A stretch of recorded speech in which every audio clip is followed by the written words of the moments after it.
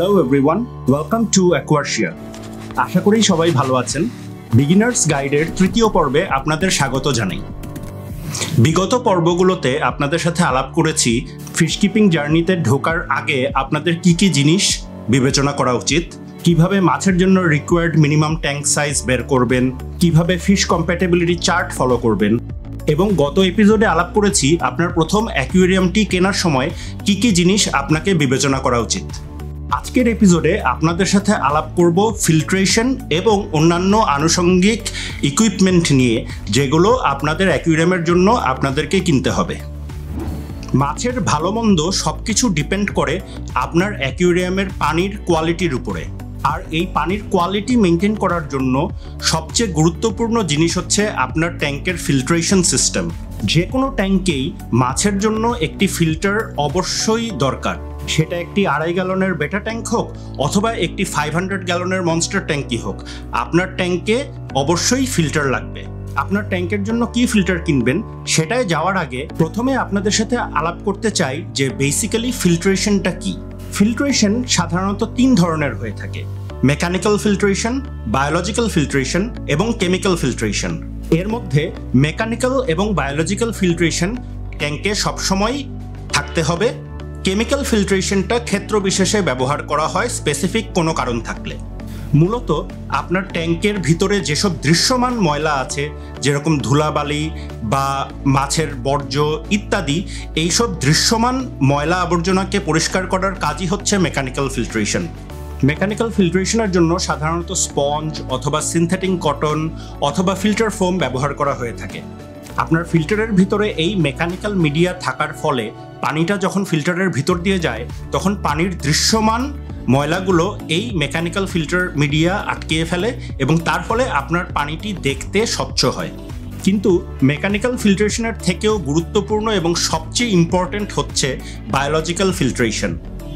আপনার ট্যাঙ্কে মাছের শ্বাসক্রিয়া, মাছের বর্জ্য, জমে থাকা ময়লা আবর্জনা অথবা প্ল্যান্টের ট্যাঙ্ক হলে প্ল্যান্টের পচে যাওয়া পাতা ইত্যাদি এসব জিনিস ট্যাঙ্কের ভিতরে ধীরে ধীরে পচতে থাকে। সেগুলো পচে আপনার পানিতে অ্যামোনিয়ার তৈরি হয়। সেই অ্যামোনিয়াকে ভাঙার জন্য আপনার ট্যাঙ্কে নাইট্রিফাইং ব্যাকটেরিয়ার জন্ম হয়। তারা অ্যামোনিয়াকে ভেঙে নাইট্রাইটে রূপান্তরিত করে। অ্যামোনিয়া মাছের জন্য অনেক ক্ষতিকর, তার থেকে তুলনামূলকভাবে নাইট্রাইট কম ক্ষতিকর। এই নাইট্রাইটের জন্য আবার ডিনাইট্রিফাইং ব্যাকটেরিয়ার জন্ম হয়। তারা আপনার ট্যাঙ্কের নাইট্রাইটকে ভেঙে অনেক কম ক্ষতিকর নাইট্রেটে রূপান্তরিত করে। এই নাইট্রিফাইং এবং ডিনাইট্রিফাইং ব্যাকটেরিয়াগুলো বাস করে মূলত আপনার ট্যাঙ্কে যে ফিল্টার আছে সেই ফিল্টারের বায়োলজিক্যাল মিডিয়ার ভিতরে। এর জন্যই বায়োলজিক্যাল মিডিয়া অনেক বেশি গুরুত্বপূর্ণ। আপনার ট্যাঙ্কের পানি ভিজিবলি অনেক ক্লিয়ার থাকলেও তার মানে এটা নয় যে আপনার ট্যাঙ্কের পানিতে দ্রবীভূত অ্যামোনিয়া বা নাইট্রাইট আছে, যেটা আপনি দেখতে পাচ্ছেন না। এই দৃশ্যমান ময়লাটা আসলে মাছের জন্য তেমন একটা ক্ষতিকর না, সেটা আমাদের দেখতে খারাপ লাগে দেখে আমরা বেশি এটার উপরে গুরুত্ব দিই। কিন্তু মাছের ভালো থাকার জন্য মেকানিক্যাল ফিল্ট্রেশনের থেকেও বায়োলজিক্যাল ফিল্ট্রেশন সবচেয়ে বেশি গুরুত্বপূর্ণ। এখন আপনার ট্যাঙ্কে কোন ফিল্টার আপনি ব্যবহার করবেন সেটা জানার জন্য আপনাকে প্রথম যে জিনিসটি জানতে হবে যে আপনি যেই ফিল্টারই কিনেন সেখানে যেন মেকানিক্যাল এবং বায়োলজিক্যাল এই 2 ধরনের ফিল্ট্রেশনই হয়ে থাকে। ফিল্ট্রেশনের দিক থেকে সবচেয়ে ভালো হচ্ছে ক্যানিস্টার ফিল্টার, তারপরে টপ ফিল্টার, তারপরে হব ফিল্টার এবং সবার শেষে পাওয়ার ফিল্টার। এগুলো বেসিক্যালি বিভিন্ন ধরনের ফিল্টারের নাম, যে আপনার ট্যাঙ্কের কোন জায়গায় ফিল্টারটি স্থাপন করা হচ্ছে তার উপরে বেস করে। যেমন টপ ফিল্টার ট্যাঙ্কের টপে বা উপরে রাখা হয়, এর জন্য একটা টপ ফিল্টার। আবার হব অর্থ হচ্ছে হ্যাং অন ব্যাক। হব ফিল্টারগুলো আপনার ট্যাঙ্কের ব্যাকে বা পিছনে ঝুলন্ত অবস্থায় বা হ্যাঙ্গিং অবস্থায় থাকে দেখেই এটার নাম হ্যাং অন ব্যাক ফিল্টার। আর ক্যানিস্টার ফিল্টার সাধারণত আরও বড় ট্যাঙ্কে ব্যবহার করা হয়। সেক্ষেত্রে ফিল্টারটি এক্সটার্নাল ফিল্টার, যেটা মাটিতে থাকে সাধারণত, ট্যাঙ্ক থেকে সাইফনের মাধ্যমে পানি ক্যানিস্টার ফিল্টারের ভিতরে যায় এবং তার ভিতরে থাকা পাম্পটি আবার ফিল্টার্ড ওয়াটার পাম্প করে ট্যাঙ্কে ফেরত দেয়। আর সর্বশেষে হচ্ছে পাওয়ার ফিল্টার। পাওয়ার ফিল্টারে সাধারণত ভিতরে শুধু একটি স্পঞ্জই থাকে। বাংলাদেশে যেসব পাওয়ার ফিল্টার পাওয়া যায় তার মধ্যে শুধুমাত্র রিসান পাওয়ার ফিল্টারের ভিতরেই স্পঞ্জের সাথেও বায়োবলস থাকে। এই কারণে এই ফিল্টারটিতে মেকানিক্যাল ফিল্টারের সাথেও বায়োলজিক্যাল ফিল্ট্রেশন হয়ে থাকে। কিন্তু পার্সোনালি আমি আপনাদের স্ট্রংলি সাজেস্ট করব ইভেন বায়োলজিক্যাল মিডিয়া থাকা সত্ত্বেও পাওয়ার ফিল্টার আপনার ট্যাঙ্কে ইউজ না করার জন্য। কারণ প্রথমেই যেটা বললাম, এফিসিয়েন্সির দিক থেকে পাওয়ার ফিল্টার সবচেয়ে কম এফিসিয়েন্ট। আপনি ফিশ কিপিং জার্নিতে যাচ্ছেন আপনার আনন্দের জন্য, আর আপনার ফিশ যদি হ্যাপি থাকে তাহলেই আপনি হ্যাপি থাকবেন। এর জন্য আমার পার্সোনাল সাজেশন হচ্ছে কখনোই পাওয়ার ফিল্টারের দিকে যাবেন না। আপনার ট্যাঙ্কের জন্য যদি সুইটেবল টপ ফিল্টার থাকে তাহলে অবশ্যই টপ ফিল্টারে ইনভেস্ট করবেন। আর যদি আরেকটু ছোট ট্যাঙ্ক হয় যেটার জন্য টপ ফিল্টার নেই, তাহলে সেই ক্ষেত্রে একটি হব ফিল্টার ইউজ করবেন। হব ফিল্টার এবং টপ ফিল্টারের ভিতরে কখনোই সাথে কোনো মিডিয়া দেওয়া থাকে না। ক্ষেত্র বিশেষে কিছু কিছু ফিল্টারের সাথে কিছু মিডিয়া দেওয়া থাকে, বাট প্রথমেই আপনাদেরকে যে কারণে এক্সপ্লেন করলাম যে আপনার দেখে নিতে হবে যে আপনার ট্যাঙ্কে যেই ফিল্টারটি ব্যবহার করবেন সেখানে মেকানিক্যাল এবং বায়োলজিক্যাল দুই ধরনের মিডিয়াই আছে কিনা। মেকানিক্যাল ফিল্ট্রেশনের জন্য আমরা সাধারণত সিনথেটিক কটন ব্যবহার করে থাকি। এটা আপনি নর্মালি যে কোনো বেডিং স্টোরেই আপনি গিয়ে কোরিয়ান ফাইবার বললেই আপনি পাবেন। সেটা সাধারণত গজ হিসেবে বিক্রি করা হয়। 7 ফিট বাই 3 ফিট এরকম মাপের সিনথেটিক কটনের দাম 250 থেকে 300 টাকার বেশি না, এবং এটা দিয়ে আপনার অনেক দিন চলে যাবে। আর বায়োলজিক্যাল মিডিয়ার ক্ষেত্রে আপনাকে ব্যবহার করতে হবে সিরামিক রিংস। যদিও সিরামিক রিংস বাদেও অন্যান্য মিডিয়া আছে যেরকম বায়োবলস, বাট সিরামিক রিংস সবচেয়ে বেশি এফিশিয়েন্ট। এই সিরামিক রিংসও 500 টাকা থেকে 1000 টাকা কেজির ভিতরেই আপনি নর্মালি পেয়ে যাবেন। এক্ষেত্রে সবচেয়ে ছোট সাইজের সিরামিক রিংসগুলো ইউজ করার চেষ্টা করবেন।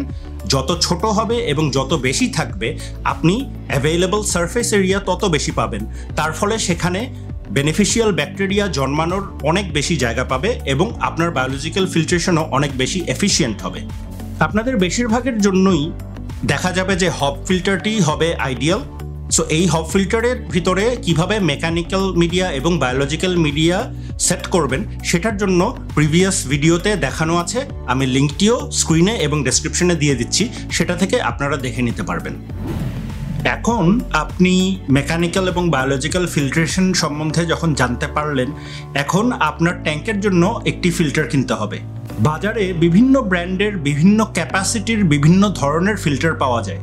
তো কোন ফিল্টারটি আপনার ট্যাঙ্কের জন্য সুইটেবল হবে, এর জন্য সবার প্রথমে আপনাকে জানতে হবে আপনার ট্যাঙ্কে কত লিটার পানি ধরে। এর জন্য একটা খুবই সহজ ক্যালকুলেশন আছে। আপনার ট্যাঙ্কের দৈর্ঘ্য গুণ প্রস্থ গুণ উচ্চতা, সেই রেজাল্টটিকে 231 দিয়ে ভাগ করলে আপনি জানতে পারবেন আপনার ট্যাঙ্কে মোট কত গ্যালন পানি ধরে। আর সেই গ্যালনকে 3.785 দিয়ে গুণ করলেই আপনার ট্যাঙ্কে টোটাল কত লিটার পানি ধরে সেটা আপনি জানতে পারবেন। আপনার ট্যাঙ্কটি যদি 18/12/12 হয় তাহলে এই তিনটি ডিমেনশনসকে গুণ করে 231 দিয়ে ভাগ করুন, তাহলে দেখবেন আপনার ট্যাঙ্কে 11.22 গ্যালন পানি ধরে। আর একে 3.785 দিয়ে গুণ করলে আপনি দেখবেন আপনার ট্যাঙ্কে প্রায় 42 লিটার্সের মতো পানি ধরে। আইডিয়ালি ধরা হয়ে থাকে একটি ট্যাঙ্কের টোটাল যত লিটার পানি ধরে প্রতি ঘন্টায় তার 5 থেকে 7 গুণের পরিমাণ LPH এর ফিল্টার দরকার হয়। আর সেটার অ্যাভারেজেই বলা হয়ে থাকে আপনার ট্যাঙ্কের ওয়াটার ভলিউমের প্রায় 6 গুণ। তাই আপনার এই 40 লিটার ট্যাঙ্কের জন্য ফিল্ট্রেশন লাগবে 40 × 6 অর্থাৎ 240 লিটার পার আওয়ার বা 240 LPH।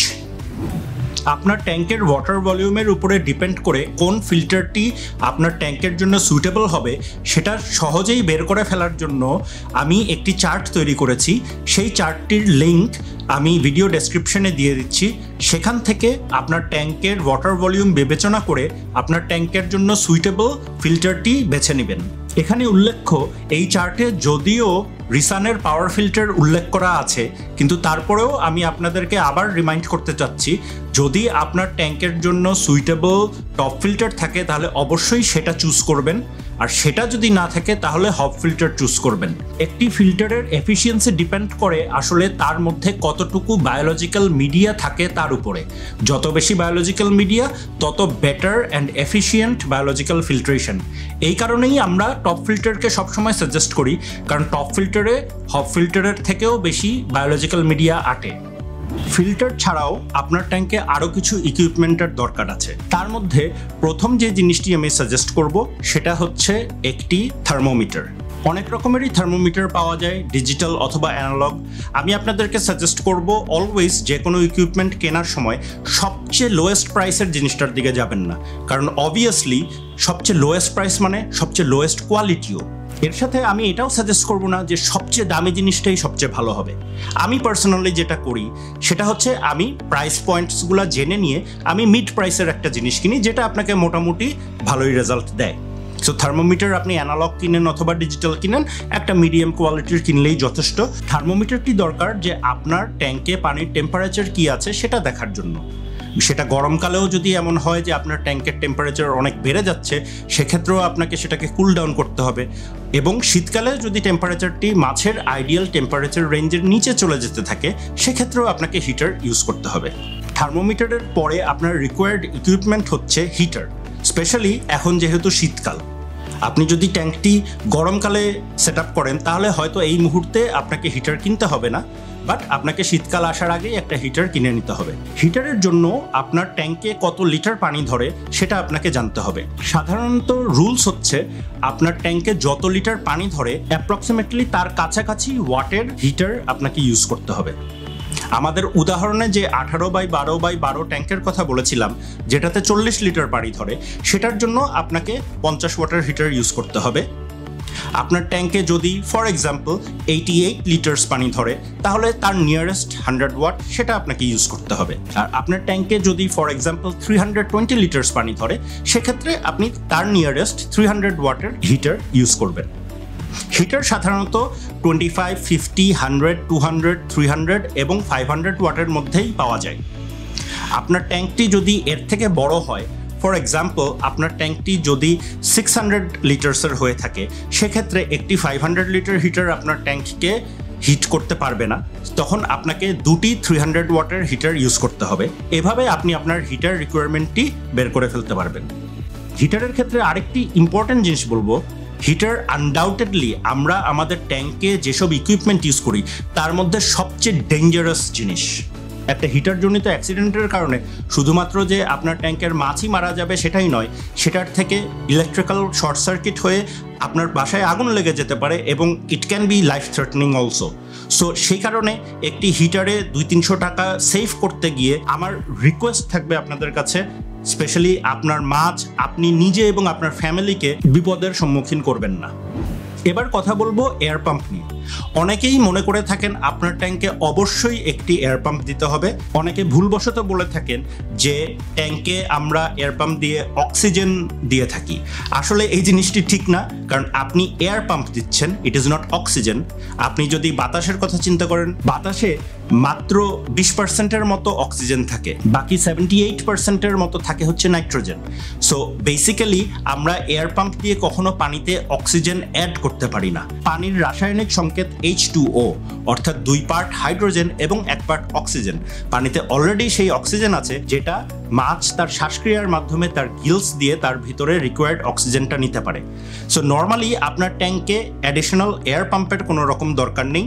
কিছু কিছু স্পেশাল ক্ষেত্রে এয়ার পাম্প দরকার, যেরকম যদি আপনার হেভিলি স্টকড ট্যাঙ্ক হয় বা কোল্ড ওয়াটার ফিশ হয় যাদের হাইলি অক্সিজেনেটেড এনভায়রনমেন্ট দরকার, সেসব ক্ষেত্রে আমরা এয়ার পাম্প ইউজ করতে পারি। এর বাইরে আপনার নর্মাল যেসব লাইবিয়ারাস আছে বা টেট্রা আছে বা বার্বস আছে, যেসব কমন ট্রপিক্যাল ফিশ আমরা আমাদের অ্যাকুয়ারিয়ামে রাখি, সেগুলোর কোনোটির জন্যই আমার মতে অ্যাডিশনাল এয়ার পাম্পের কোনো দরকার নেই।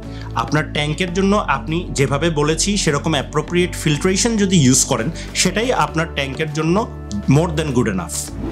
লাস্ট আরেকটি জিনিস আপনাদেরকে সাজেস্ট করব, সেটা হচ্ছে একটি ওয়াটার কন্ডিশনার বা ডিক্লোরিনেটর। আমরা আমাদের ট্যাঙ্কে সাধারণত ট্যাপ ওয়াটার ইউজ করে থাকি, কিন্তু এই ট্যাপ ওয়াটারে আমাদের বিভিন্ন রকমের হেভি মেটালস বা ইভেন বিশুদ্ধ করার জন্য ক্লোরিন ইনজেক্ট করা হয়ে থাকে, যেগুলো মাছের জন্য ক্ষতিকর।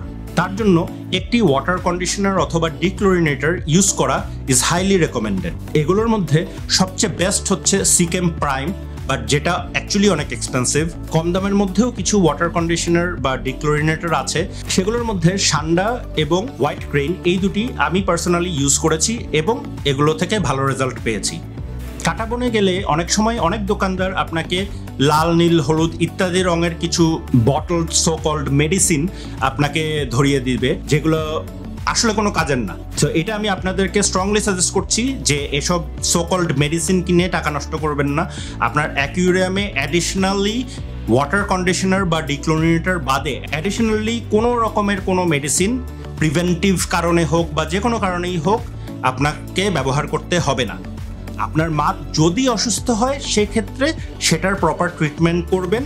এর আগে প্রিভেন্টিভ বলে কোনো কিছু নেই যে এটা দিতে থাকলে, এটা ইউজ করতে থাকলে আপনার মাছ অসুস্থ হবে না, এরকম কোনো কিছুই নেই। আমরা মাছের বিভিন্ন কমন ডিজিজ নিয়ে পরবর্তী এপিসোডগুলোতে আপনাদের সঙ্গে আলাপ করব, কিন্তু এখনকার জন্য আপনাদেরকে শুধু এতটুকুই বলছি, এসব লাল, নীল, হলুদ, সাদা ইত্যাদি বটলড সোকল্ড মেডিসিন এগুলো কিনে টাকা নষ্ট করবেন না, কোনোই দরকার নেই। আরেকটি জিনিস আপনাকে দোকানদাররা সাজেস্ট করতে পারে যে অ্যাকুয়ারিয়াম সল্ট, সেটাও আপনার ট্যাঙ্কে ইউজ করার কোনো রকম দরকার নেই। তো এইসব জিনিস কিনে টাকা ওয়েস্ট করবেন না, বরং এই টাকাটা আপনার বেটার ফিল্ট্রেশনের জন্য ব্যবহার করুন। বেটার ফিল্ট্রেশনই সবচেয়ে বেস্ট ওয়ে আপনার মাছকে প্রিভেন্টিভভাবে সুস্থ রাখার জন্য। আশা করি আজকের এপিসোডে আলাপ করা জিনিসগুলো আপনাদের ফিশ কিপিং জার্নিতে হেল্প করবে। আগামী এপিসোডগুলোতে আমরা tank set up, tank maintenance, common fish disease এবং মোস্ট ইম্পর্টেন্টলি কিছু কমন মিস্টেকস যেটা বিগিনার অ্যাকুয়ারিস্টরা করে থাকেন সেগুলো ওয়ান বাই ওয়ান আপনাদের সামনে তুলে ধরবো। এরকম আরও অনেক ভিডিও দেখার জন্য এবং বিভিন্ন বিষয়ে জানার জন্য অ্যাকুয়ার্শিয়ার সঙ্গেই থাকুন। সাবস্ক্রাইব বাটনটি চাপুন এবং নোটিফিকেশন বেলটিতে ক্লিক করুন, তাহলে নতুন যে কোনো ভিডিও আপলোড হওয়ার সাথে সাথেই তার ব্যাপারে আপনারা জেনে যেতে পারবেন। সবাই ভালো থাকবেন, ধন্যবাদ।